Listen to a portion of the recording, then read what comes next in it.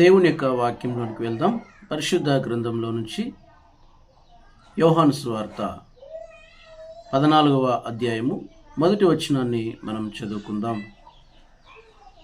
మీ హృదయమును కలవరపడనీయకుడి, దేవుని యందు విశ్వాసం ఉంచుతున్నారు, నా యందును విశ్వాసముంచుడి.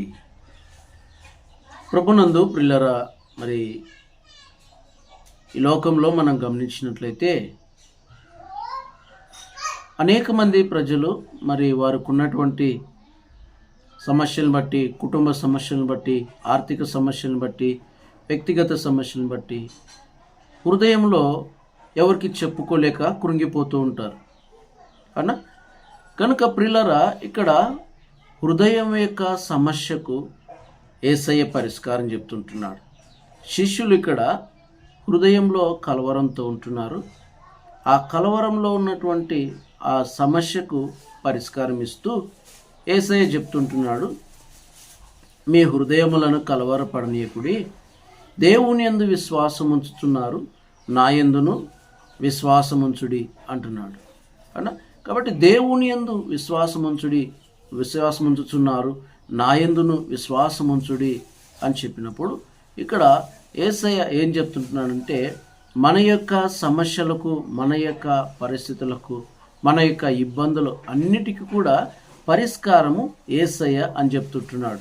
వారి యొక్క సమస్యలు వారికి ఉన్నాయి కాబట్టి వారి యొక్క కలవరంలో వారికి యేసయ్య పరిష్కారం చెప్తూ ఏమంటున్నాడంటే, మీ యొక్క సమస్యలకు, మీ కలవరం కలిగిన పరిస్థితులకు పరిష్కారము నేనే అని యేసయ్య చెప్తుంటున్నాడు.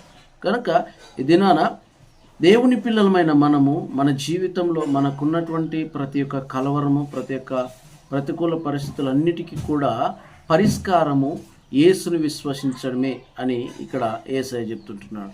ఈ దినాన మనకి ఏ సమస్య ఉన్నా ప్రతి సమస్యకు పరిష్కారంగా యేసుక్రీస్తు వారు ఉంటున్నారు. కనుక యేసుని విశ్వసించడమే పరిష్కారం. యేసుని విశ్వసించడము అంటే ఆయన ఎవరు, ఆయన ఏమైనాడు, ఆయన ఏం చేశాడు, ఆయనను, ఆయన యొక్క వాక్యమును విశ్వసించడమే యేసుని విశ్వసించడం. ఒకవేళ ఈ దినాన మనం చెప్పొచ్చు, నా కళ్ళెదుట యేసయ్య లేడు కదా, నేను ఆయనను చూడలేదు కదా, ఏ విధంగా నేను ఆయనను విశ్వసించగలను, ఏ విధంగా నేను ఆయనను నమ్మగలను అని ఒకవేళ మనం చెప్పొచ్చు. అయితే ఈ విధంగా మనం అనొచ్చు, యేసు ఆ దినాన ఆ యేసును తోమ తన యొక్క చేతి గాయాల్లో వేలు పెట్టి ఆయన చూశాడు కాబట్టి ఆయన నమ్మాడు. ఆయనని అలాగ నమ్మడానికి ఈ దినాన నా కళ్ళెదుట ఆయన లేడు కదా, నేను ఎలాగా ఆయనని చూడకపోయినా లాజర్ను సమాధిలో నుంచి లేపినటువంటి ఆ యేసయ్యను నేను ఎలాగ నమ్మగలను, ఎలాగ ఆయనను విశ్వసించగలను అని ఒకవేళ మనం అనుకున్నట్లయితే, యేసును విశ్వసించడం అంటే ఆయన యొక్క వాక్యమును విశ్వసించడమే యేసుని విశ్వసించడం. కనుక ఇదినా యేసుని విశ్వసించడం అంటే కొంతమంది ఆయన వాక్యాన్ని విశ్వసించడం అనే విషయానికి వస్తే, కొంతమంది బైబిల్ గ్రంథంలో రాయబడినటువంటి రెడ్ లెటర్స్, యేసయ్య పలికినటువంటి ఆ మాటలు ఎర్రని అక్షరాలతో రాయబడ్డాయి, వాటిని మాత్రమే విశ్వసిస్తుంటున్నారు. ఇక్కడ యేసుని విశ్వసించడం అంటే ఆయన పలికినటువంటి మాటలు మాత్రమే విశ్వసించడం కాదు, లేకుంటే బైబిల్లో రాయబడినటువంటి కొన్ని వాగ్దానాలను మాత్రమే నమ్మడం కాదండి. అవునా? ఇక్కడ వాక్యం నమ్మడం అంటే వాక్యం అంతా కూడా యేసుక్రీస్తు వారిని గురించి మాట్లాడుతుంది. పాత నిబంధన, కొత్త నిబంధన అంతా కూడా యేసుక్రీస్తు పాత నిబంధనలో ఏ విధంగా ఆయన మెస్సయ్యగా రాబోతున్నాడు అనే దాని గురించి చెప్పబడుతుంది. అలాగే కొత్త నిబంధన గ్రంథంలో మనం చూసినట్లయితే ఏ విధంగా ఆయన మెస్సయ్యగా ఈ లోకానికి వచ్చాడు, మన కొరకు ఏమేమి చేయాలో వాటన్నింటిని చేసి ముగించినటువంటి మెస్సయ్యగా యేసుక్రీస్తు వారు కనిపిస్తుంటున్నారు. కాబట్టి ప్రియులారా, యేసుని విశ్వసించడం అంటే ఆయన యొక్క వాక్యంను విశ్వసించడం. ఆయన వాక్యంను విశ్వసించడం అంటే బైబిల్ గ్రంథం పాత నిబంధన, కొత్త నిబంధన అంతా కలిపి ఆయన గురించి చెప్పబడుతుంది. కాబట్టి వాక్యం అంతా కూడా మనం నమ్మాలి. అది యేసుక్రీస్తును నమ్మడం, ఆయన యొక్క వాక్యమును నమ్మడంగా ఉంటుంది. అయితే ఈ దినాన ఈ రాయబడినటువంటి ఈ యొక్క వాక్య భాగం మీ హృదయములను కలవరపడనీయకుడి అనేటువంటి ఈ వాక్య భాగము నా జీవితంలో నేను ఎలాగ దానిని అనువదించుకోగలను, ఏ విధంగా నా జీవితానికి దాన్ని అప్లై చేసుకోగలను అనేటువంటి దాన్ని మనం గమనించినట్లయితే, ఈ దినాన ఒకవేళ మన హృదయం కలవరం చెందేదిగా ఉన్నా, మన హృదయం సమస్యలతో ఉన్నా, మన హృదయం భారభరితమైనదిగా ఉన్నా, చెప్పుకోలేనటువంటి సమస్యలు మన అంతరంగంతో నిండిపోయిన వాక్యం ఏం చెప్తుంటుందంటే, నాయందు విశ్వాసం ఉంచుడి అని యేసుక్రీస్తు వారు చెప్తుంటున్నారు. కాబట్టి నీకున్నటువంటి అన్ని సమస్యలకు పరిష్కారము యేసుక్రీస్తుని విశ్వసించడమే పరిష్కారం. యేసుక్రీస్తుని విశ్వసించుడి, నాయందు విశ్వాసం ఉంచుడి అని యోహాను వారు ఈ మాట చెప్పినప్పుడు, లేదంటే ఈ మాట రాసినప్పుడు, అది ఇతరులందరూ కూడా రాసినటువంటి దానికంటే కూడా ఒక ప్రత్యేకమైనటువంటిదిగా ఉంది ఈ మాట. కారణం ఏంటంటే, ఈ మాట ఈ వేదాంత పండితులు చదివినప్పుడు కూడా ఇందులో ఏదో వ్యత్యాసం ఉంది, ఏదో కొత్త అనుభూతి ఉంది, దీంట్లో తెలుసుకోవాల్సినటువంటిది ఏదో ఉంది అని వాళ్ళు చదివినప్పుడు కూడా, వాళ్ళు గుర్తించినప్పుడు కూడా దాని నుంచి వాళ్ళు ఏం గ్రహించారు అంటే, యేసుక్రీస్తు వారిని గురించి ఈ యోహాను చెప్పినప్పుడు, ఆ యొక్క ప్రాముఖ్యంగా యోహాను ఈ సువార్తను రాసినప్పుడు ప్రాముఖ్యంగా ఆ యొక్క గ్రీక్ లాంగ్వేజ్, గ్రీక్ భాష ఎక్కువగా వృద్ధి చెందినటువంటిదిగా ఉంది. ఈ రోజుల్లో ఏ విధంగా అయితే మనకు ఇంగ్లీష్ అనేటువంటిది బాగా ప్రభావితం చెందినటువంటి భాషగా ఉంటుందో, ఆ రోజుల్లో కూడా ఈ యొక్క గ్రీకు భాష అనేటువంటిది బాగా ప్రభావితం చెందినటువంటిదిగా ఉంది. తత్వం వైపు అనేక మంది దృష్టి మళ్లించి జ్ఞానమును వెదికేటువంటి వారుగా ఆ రోజుల్లో ఉండి, వారికి ఉన్నటువంటి జ్ఞానంతో అనేకమైనటువంటి కొత్త కొత్త విషయాలు వాళ్ళు కనుక్కునేటువంటి వారుగా ఆ రోజుల్లో ఉన్నారు. అలాంటి పరిస్థితుల మధ్యలోనే ఈ యొక్క యోహాను వారు ఈ సువార్తను రాశారు. అన్న ఈ సువార్తను రాసినప్పుడు ప్రాముఖ్యంగా ఆ గ్రీకులు ఏ విధంగా అయితే వాళ్ళు ఒక దానిని కనుగొన్నప్పుడు, దాని విషయంలో వాళ్ళు ఏం చెప్పేవాళ్ళంటే, మేము ఒక కొత్త దాన్ని కనుగొన్నాం, లేకుంటే ఒక కొత్త విషయాన్ని కనుగొన్నాం, ఈ విషయాన్ని మీరు నమ్మొచ్చు, దీని యందు విశ్వసించండి, ఇది మీకు మంచి శ్రేష్టమైనటువంటి జీవితాన్ని తెస్తుంది, ఇది మీకు ఒక చక్కని అనుభూతిని తీసుకొస్తుంటుంది, ఇది మీ యొక్క విధానాన్ని మార్చేస్తుంటుంది అని ఈ విధంగా వాళ్ళు చెప్పినప్పుడు దాన్ని నమ్మారు అన్న. కానీ ఇక్కడ యేసుక్రీస్తు వారి గురించి నా యందు విశ్వాసం ఉంచండి అని చెప్పినప్పుడు అది ఒక వ్యత్యాసమైన మాట అన్న. ఇతరులు మమ్మల్ని విశ్వసించండి, మా ప్రోడక్ట్ని విశ్వసించండి, మమ్మల్ని నమ్మండి అన్నప్పుడు అట్టి విధానంలో ఇక్కడ ఈ యొక్క యోహాను యేసుక్రీస్తు వారి గురించి చెప్పలేదు. మనకు తెలుగు బైబిల్ గ్రంథంలో మనం చదివినట్లయితే యేసుక్రీస్తు వారు ఏం చెప్తున్నారంటే, నాయందును విశ్వాసం ఉంచుడి అని వాడబడుతుంటుంది. కానీ ఇంగ్లీష్ గ్రంథంలో మనం చదివినట్లయితే బిలీవ్ ఇన్ టు మీ, నాలోనే విశ్వాసం ఉంచండి అనేటువంటి మాట చెప్పబడుతుందండి అన్న. నాయందు విశ్వాసం ఉంచుడి, నాలోనే విశ్వాసం ఉంచుడి అనేటువంటి మాటను మనం గమనించినట్లయితే ఈ రెండిటికి చాలా వ్యత్యాసం ఉంటుంది అన్న, చాలా వ్యత్యాసం ఉంటుంది. కారణం ఏంటంటే, నాయందు విశ్వాసం ఉంచుడి అని చెప్పినప్పుడు ఆ మాటను కేవలము మన యొక్క మనస్సు స్థాయిలో మాత్రమే విశ్వసించడముగా ఉందండి అన్న, మనస్సు స్థాయిలో మాత్రమే విశ్వసించడముగా ఉంది. కానీ నాలోనే విశ్వసించండి అనేటువంటి మాట పూర్తిగా వ్యత్యాసమైనటువంటిది. కనుక పిల్లరా, ఈ రెండు మాటలను మనం అర్థం చేసుకోవడానికి రెండు ఉదాహరణలు మనము గమనించుదాం. చూడండి, మొదటగా నాయందు విశ్వాసం ఉంచుడి అనేటువంటి దానికి ఉదాహరణను మనం గమనించినట్లయితే, ఒక ఆయన ఏం చేశారంటే, ఒక రెండు కొండలకు, అవతల కొండకు యువతల కొండకి ఒక తాడు కట్టేయారంట అన్న. తాడు కట్టి ఆ తాడు మీద యువతల నుంచి అవతలకి ఆయన నడవడం ప్రారంభించాడు అన్న. యువతల నుంచి అవతలకి ఆయన నడుస్తూ ఏం చేశారంటే, మొదటిసారి నడిచినప్పుడు అక్కడ ఉన్నటువంటి అందరూ కూడా ఆయనను చూశారు. తర్వాత రెండవదిగా మరలా అవతల నుంచి యువతలకి ఆయన నడుచుకుంటూ వచ్చాడు అన్న. రెండవసారి కూడా అందరు చూశారు, అందరు నమ్మారు. మూడవసారిగా ఆయన ఏం చేశారంటే, ఒక డ్రమ్, ఒక బ్యారెల్ని తీసుకొని దాన్ని ఎత్తుకొని నడవడం ప్రారంభించాడు. అప్పుడు కూడా నడిచే ప్రారంభంలోనే అక్కడ ఉన్నటువంటి అందులో ఒక ఆయన ఏం చెప్పాడంటే, హలో బ్రదర్, నువ్వు ఇవతల నుంచి అవతలకి ఆ డ్రమ్ ఎత్తుకొని నువ్వు నడవగలవు, నువ్వు వెళ్తావని నేను నమ్ముతున్నాను అని చెప్పాడు అన్న. కాబట్టి ఏం చేశారంటే అక్కడ ఉన్నటువంటి వాళ్ళందరూ కూడా, చూసినటువంటి వాళ్ళందరూ కూడా ఏం చేశారంటే, ఎస్ అవును, నువ్వు వెళ్ళగలవు, నువ్వు నడుస్తావు, నువ్వు అవతలకి గమ్యానికి చేరుతావు, మేము నమ్ముతున్నాము అని అందరూ కూడా అన్నారు.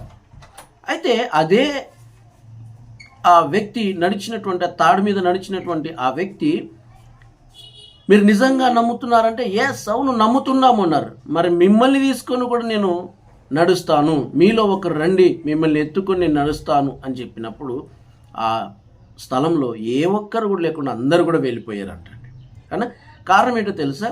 ఇది నాన్న దేవుని విషయానికి వస్తే కూడా, దేవుని నమ్మే విషయానికి వస్తే కూడా అనేక మంది ఇలాగే ఉంటున్నారండి. చాలామంది ఏం చేస్తుంటున్నారంటే, దేవుడు మా జీవితంలో మేలు చేస్తాడు అనేటువంటి విషయాన్ని గమనిస్తే ఇతరుల జీవితంలో అవునా, కొంతమందిని దేవుడు వారికి ఉన్నటువంటి బలహీనత నుంచి విడిపించాడు, కొంతమందిని వారికి ఉన్నటువంటి అనారోగ్యం నుంచి విడిపించాడు, కొంతమంది అప్పుల నుంచి విడిపించాడు. వీటన్నిటిని చాలామంది విశ్వాసులు చూసిన వారుగా ఉంటున్నారు. కానీ అదే యేసయ్య మా జీవితంలో కూడా చేస్తాడు అనా, మాకు కూడా అప్పుల నుంచి విడుదల కలిగిస్తాడు, మేము కలిగి ఉన్న మా హృదయ సమస్య నుంచి మమ్మల్ని విడుదల కలిగిస్తాడు, మాకు మేలు చేస్తాడు అనేటువంటి దాని విషయానికి వస్తే నమ్మలేకుంటున్నారండి అనా. కాబట్టి ప్రియులరా, నాయందు విశ్వాసం ఉంచుడి అని చెప్పినప్పుడు అర్థం ఏంటంటే, అది కేవలము మనసు స్థాయిలో మాత్రమే నమ్మడంగా ఉంది, మనసు స్థాయిలో మాత్రమే విశ్వసించడంగా ఉంది. కానీ ఇక్కడ యేసుక్రీస్తు వారు నాలోనే విశ్వాసం ఉంచండి అని చెప్పినప్పుడు దాని యొక్క అర్థం ఏంటంటే, ఇప్పుడు ఉదాహరణకి ఒక తండ్రి తన కుమారుని తీసుకొని ఒక గోడ మీద నిలబెట్టి, నానా నీవు దూకై, నేను పట్టుకుంటాను, నేను పడకుండా ఎత్తుకుంటాను. ఒక తండ్రి తన కుమారుని గోడ మీద నిలబెట్టి, నానా నీవు దూకై, నేను పట్టుకుంటా అని చెప్పినప్పుడు ఆ కుమారుడు దూకుతాడా దూకడా అంటే ఏ మాత్రం కూడా సందేహం లేకుండా అనా, దూకితే నన్ను పట్టుకుంటాడో లేదో, నన్ను వదిలిపెడతాడేమో, నన్ను జారవిడిస్తాడేమో, ఈ ఆలోచనలు ఏవి కూడా చేయడండి అనా. కారణం ఏంటో తెలుసా? ఖచ్చితంగా నేను దూకితే నా తండ్రి నన్ను పట్టుకుంటాడు, నా తండ్రి నన్ను ఖచ్చితంగా వదిలిపెట్టడు, కింద పడకుండా నన్ను పట్టుకుంటాడు అనేటువంటి ఒక నిశ్చయత కలిగి ఆ కుమారుడు కిందకు దూకుతాడు అనా. కాబట్టి అప్పుడు ఏమవుతుందంటే ఆ తండ్రి ఖచ్చితంగా పట్టుకుంటాడు. కనుక ఇక్కడ కూడా యేసుక్రీస్తు వారు నాయందు విశ్వాసం ఉంచండి అని చెప్పినప్పుడు ఆయన ఎందు విశ్వాసం ఉంచడం కాదు, ఆయనలోనే విశ్వాసం ఉంచమని చెప్తున్నాడు అనా. ఒకవేళ ఇది నాన్న మనం అనొచ్చు, నేను యేసయ్యని నమ్ముకున్నాను కదా, నేను యేసయ్యని నమ్మి ప్రతి వారం కూడా మందిరానికి వెళ్తాను కదా, నేను చక్కగా కానుకలు ఇస్తాను కదా, నేను మంచిగా ప్రార్థన చేసుకుంటున్నాను కదా, ఇంకా ఇంత చేస్తున్నాను, మరలా ఇంకా నేను ఆయన ఎందు విశ్వాసం ఉంచడం ఏంటి అని ఒకవేళ మనం అనుకోవచ్చు. ఇప్పుడు ఇలా గమనించండి, ఆయన యందు విశ్వాసం ఉంచడం అంటే ఒక్కొక్క రోజు కూడా మనకున్నటువంటి జీవితాన్ని, మనకున్నటువంటి పరిస్థితుల మధ్యలో మన జీవితం అంతటిని కూడా ఆయనలో పెట్టి మనం ఆయనను ఆనుకొని, ప్రభువా నా జీవితాన్ని నీవు నడిపించు, నా జీవితాన్ని నీవు నడిపించగలవు, నా జీవితాన్ని నీవు చక్కబెట్టగలవు, నా జీవితంలో ఉన్నటువంటి కలవరం కలిగినటువంటి ఈ పరిస్థితులన్నిటి నుంచి నీవు మాత్రమే నన్ను విడిపించగలవు యేసయ్య అని ఒక్కొక్క రోజు కూడా దేవుని పిల్లలమైన మనము ఆయన చేతిలో మన జీవితాన్ని పెట్టి మనము ముందుకు కొనసాగాలండి అవునా. కాబట్టి ఇక్కడ యేసయ్య నాయందు విశ్వాసం ఉంచుడి అని చెప్పినప్పుడు మనసు స్థాయిలో యేసుని నమ్మడం కాదు, కానీ మనసు స్థాయిలో యేసుక్రీస్తునందు విశ్వాసం ఉంచడం కాదు, కానీ ఆయన మీద పరిపూర్ణంగా ఆధారపడాలి అన్న, పరిపూర్ణంగా ఆయన నమ్మాలి. ఇక్కడ కూడా ప్రిల్లరా, ఈ శిష్యుల విషయంలో మనం గమనించినట్లయితే వాళ్ళ విషయంలో యేసయ్య మాట్లాడుతున్నాడు, మీ హృదయంలను కలవరపడనీయకూడే అని చెప్తుంటున్నాడు. కారణం ఏంటంటే వాళ్ళకి అక్కడ కొన్ని కలవరం కలిగిన పరిస్థితులు ఉన్నాయి, భయం ఉంటుంది అవునా. ఇంకా మనం ముందున్నటువంటి అధ్యాయంలో చదివినట్లయితే ఆ యొక్క 13 నుంచి మనం ముందుకి చదువుకుంటూ వెళ్ళినట్లయితే యేసుక్రీస్తు వారు వాళ్ళ ఎదుటి నుంచి ఆయన వెళ్ళిపోబోతుంటున్నాడు అవునా. ఆయనను ఏ విధంగా కొడతారు, ఏ విధంగా ఆయనని గాయపరుస్తారు, ఏ విధంగా ఆయనని సిలువకి వేయబోతున్నారు అనేటువంటి విషయాలన్నిటిని గురించి ఆయన చెప్పినప్పుడు ఇప్పుడు అక్కడ ఉన్నటువంటి శిష్యులలో ఉన్నటువంటి ఆ యొక్క అభిప్రాయం ఏంటంటే, ఇంతకాలం మాతో యేసే ఉన్నాడు, ఇంతకాలము మమ్మల్ని పోషించాడు, ఇంతకాలం మమ్మల్ని బాగా చూసుకున్నాడు, మేము ఆయనతోనే ఉన్నాం, ఆయనతోనే తిన్నాం, ఆయనతోనే పరిచర్య ఎటు వెళ్ళినా కూడా పరిచర్యలో వెళ్ళాం. అలాంటిది ఒక్కసారిగా ఇప్పుడు ఆయన మా ఎదుటి నుంచి వెళ్ళిపోతున్నాడు అనగానే, ఆయన ఒక్కసారిగా ఇప్పుడు మమ్మల్ని విడిచి ఏ తప్పు చేయకపోయినా ఆయన కొడతారు అనేటువంటి ఆలోచన వీళ్ళలో పుట్టినప్పుడు అన్న ఒక భయం, మమ్మల్ని కూడా చంపుతారేమో అనే ఒక భయం. మరొక భయం ఏంటంటే, ఇంతవరకు మాకు బాగా సమృద్ధిగా పోషణ దొరికింది, మేము కొరత లేకుండా తిన్నాము, సమృద్ధిగా జీవించాము, ఇప్పుడు ఆ జీవితం మాకు ఉండదే అనేటువంటి ఈ కలవరము కలిగిన పరిస్థితులు వారికి ఉన్నప్పుడు, ఆ పరిస్థితుల మధ్యలో, ఆ సమస్యల మధ్యలో వారికి ఆ పరిష్కారంగా యేసయ్య ఏం చెప్తున్నంటే, మీ హృదయములను కలవరపడనీయకుడి, దేవుని యందు విశ్వాసం ఉంచుచున్నారు, నా యందును విశ్వాసం ఉంచుడి అని చెప్తుంటున్నాడు. కాబట్టి ప్రిల్లరా, ఇదినా దేవుని పిల్లలమైన మనం కూడా దేవుని యందు మనము విశ్వాసం ఉంచడం మాత్రమే కాకుండా ఆయన వాక్యమునందు విశ్వాసం ఉంచినప్పుడు ఆ వాక్యమే మనల్ని బ్రతికించేదిగా ఉంది,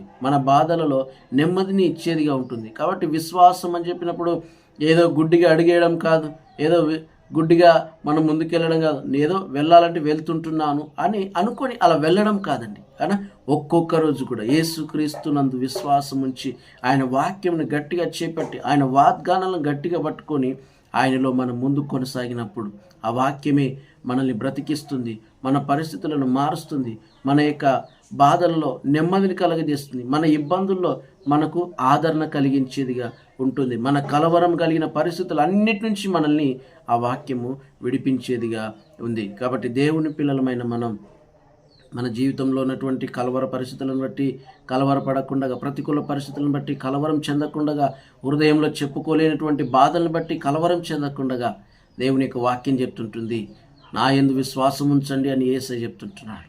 ఆయన యందు విశ్వాసం ఉంచుదాం, ఆయన వాక్యాన్ని నమ్ముదాం. ఆ వాక్యమే మనల్ని బలపరిచేదిగా ఉంది, మన పరిస్థితులన్నింటినీ కూడా తొలగించేదిగా ఉంది. అట్టి దీవెన మనందరికీ దేవుడు దయచేయునుగాక. ఆమెన్. ప్రార్థన చేసుకుందాం. పరిశుద్ధుడైన తండ్రి, ప్రేమ కలిగిన యేసయ్య, సమయంలో బోధించబడిన ఈ వాక్య వర్తమానాన్ని మా అందరి వినికిల్లో దీవించండి. మేమందరం కూడా వాక్యానుసారంగా నడుచుకునేటువంటి కృపను భాగ్యం దయచేయండి. మా హృదయంలో కలవరపడకుండా ఇదిగో తండ్రి, యేసుక్రీస్తునందు ఆయన వాక్యమును విశ్వాసం ఉంచి ఆ వాక్యంలో మేము బలపడి కొనసాగునట్లుగా సహాయం చేయండి. వాక్యం ద్వారానే మేము బలమును పొందుకొని మా జీవితాలను కట్టుకోవడానికి సహాయం చేయమని కృప చూపించమని మీకే స్తోత్రాలు, వందనాలు చెల్లిస్తూ అట్టి కృపను చేరవచ్చిన మాకందరికీ దయచేయమని, ఈ వాక్యం విన్న మమ్మల్ని అందరినీ కూడా బలపరచమని యేసు నామములో ప్రార్థన చేస్తున్నాం పరమ తండ్రి. ఆమెన్. ఆమెన్.